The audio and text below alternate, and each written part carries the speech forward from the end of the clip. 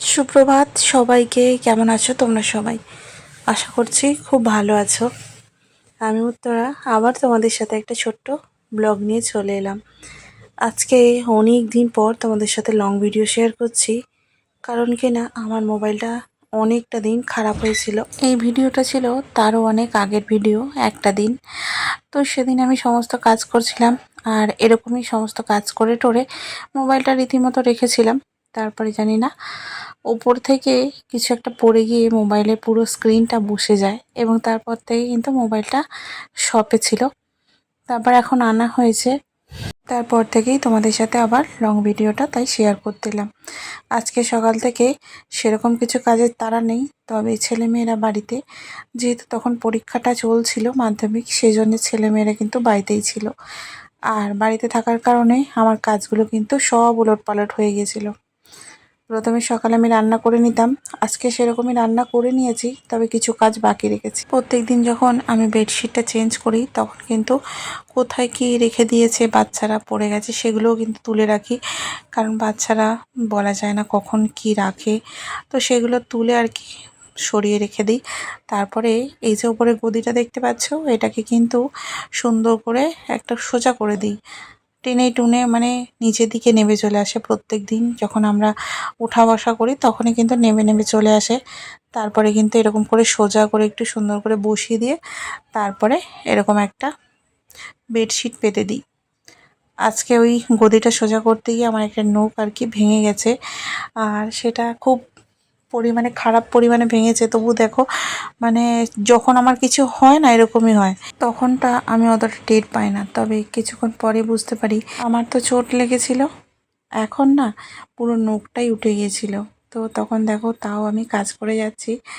আসলে কি বলতো, আমাদের গৃহিণীদের সহ্য হয়ে গেছে, একটু আধটু কিছু হলে সেরম কিছু মনে হয় না। প্রত্যেক দিন আমি দেখো যে কাজ করি তখনও কিন্তু আমার একটু আধটু চোট লেগেই যায়, তাও আমি সেটাকে কিছু অতটা মনে করি না। মনে করি যে সংসারে যদি আমি কাজ না করি আমার ছেলেমেয়েরা খেতেও পাবে না, আর ভালো বিছানায় সেরকম শুতেও পাবে না। কারণ কি না আমি হচ্ছি মা, আর এখানে বিদেশে বহিরে মা ছাড়া দেখার মতো আর কেউ নেই। তো সেই জন্য সব কিছুকে উপেক্ষা করে কিন্তু আমি এরকম কাজ করতেই থাকি। আর সমস্ত বিছানাটা দেখো আমার সুন্দর করে গুছানো হয়ে গেল। আর তোমাদের সাথে বাইরেটা একটু শেয়ার করি। দেখো ওখানে কিন্তু একটা বড় জল ট্যাঙ্কি মানে পুরো বেনে গেছে। আমি যখন প্রথম নিপ তোলে তখনও কিন্তু আমি অত টের পাইনি, তবে অনুষ্কা একবার দেখে বলেছিলাম মা ওখানে কিন্তু জলের ট্যাঙ্কি বানছে। তারপর গিয়ে দেখি হ্যাঁ, তো অনেকটা বড় হয়ে গেছে। এতদিন আমি দেখিও নি, নজরও দিইনি। তো দেখো আমার কিন্তু এই সব দিকে কোনো নজর নেই, বাইরে কি হচ্ছে না হচ্ছে মানে সেসব দিকে কোনো সেরকম নজর নেই। তো এরকমই হয় আমার সাথে জানো, আর তোমাদের সাথে আমি এইভাবে করেই শেয়ার করি।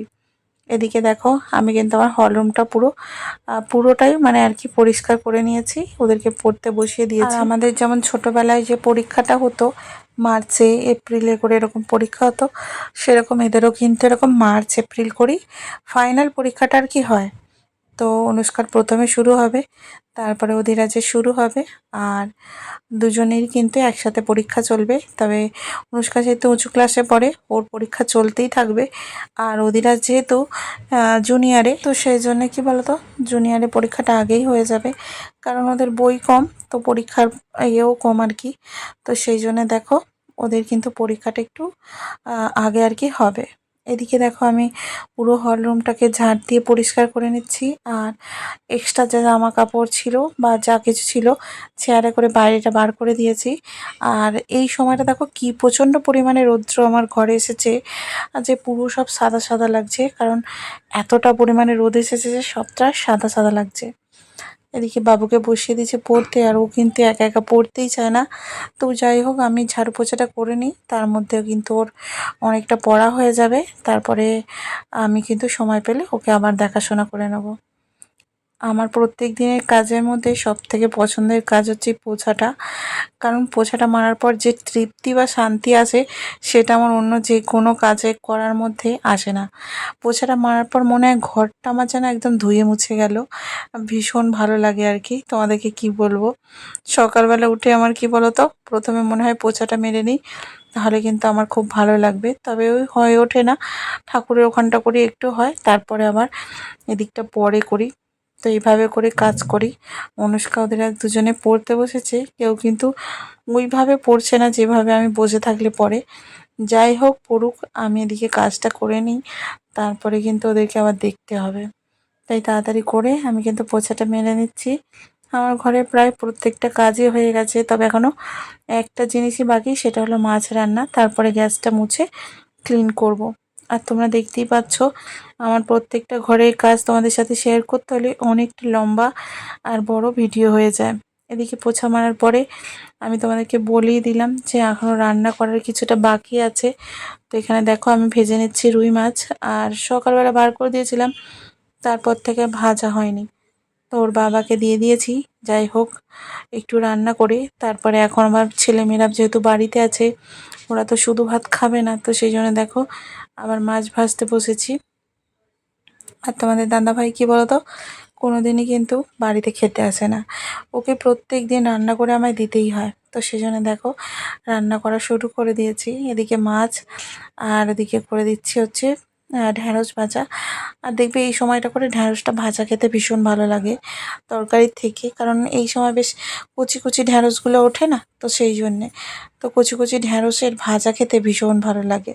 আর তোমরা দেখতেই পাচ্ছ আমি কিন্তু আজকে সকাল থেকে অনেক কাজের মধ্যে রান্নার কাজটাই বাকি রেখেছি, যেটা কিন্তু আমি কোনোদিন বাকি রাখি না। এদিকে ঢ্যাঁড়সটা ভাজা হয়ে গেছিলো, সেটাকে তুলে রেখে কড়ার মধ্যে তেজপাতা অল্প একটু কালো জিরে দিয়ে দিলাম। তারপরে দেখো দিয়ে দিচ্ছি কাঁচা লঙ্কা। আজকে কালো জিরে কাঁচা লঙ্কা দিয়ে কাঁচকলা আর আলুর একটা ঝোল করব। মাছটা দেওয়ার খুব ইচ্ছা ছিল, তবে মাছটা অতটাও টাটকা তাজা মাছ নয়, তাই জিওল মাছ না হয় বলে ওই জন্য দিলাম না, মানে জিওল মাছ নয় বলে দিলাম না ওর মধ্যে, এমনিই করছি। আর এটা মাছটাকে শুধু ঝাল করে নিলাম, একটু লঙ্কা গুঁড়ো, হলুদ গুঁড়ো আর নুন দিয়ে। আর আমাদের বাড়িতে এই ঝালটাও খেতে সবাই খুব ভালোবাসে। তো আমার রান্না মোটামুটি হয়েই গেল। এবার ব্যাস ওটা সিদ্ধ হয়ে গেলেই ওটা নামিয়ে নেব।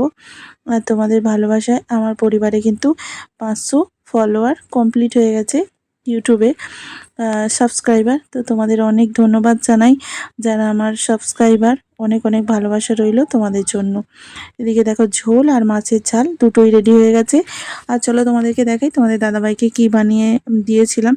তো এখানে বেগুন ভাজা, ওর জন্য ডাল করে দিয়েছিলাম অল্প একটু, আর আমাদের জন্য এই মাছটাই করে নিলাম। তবে আজকের মতো এখানে রাখছি, সবাই খুব ভালো থেকো, টাটা।